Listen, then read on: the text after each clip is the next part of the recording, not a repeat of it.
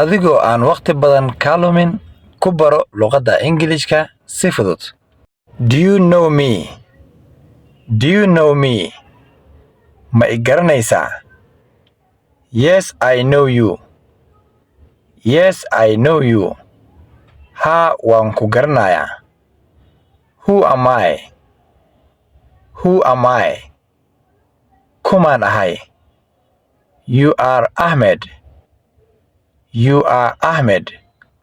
Waxaad tahay Ahmed. Where are you going? Where are you going? Xaggee u socotaa? I am going home. I am going home. Waxaan u socdaa guriga. Where is your home?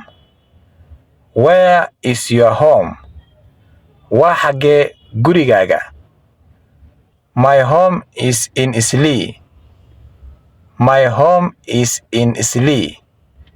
Gurigayga wuxuu ku yaalaa Islii.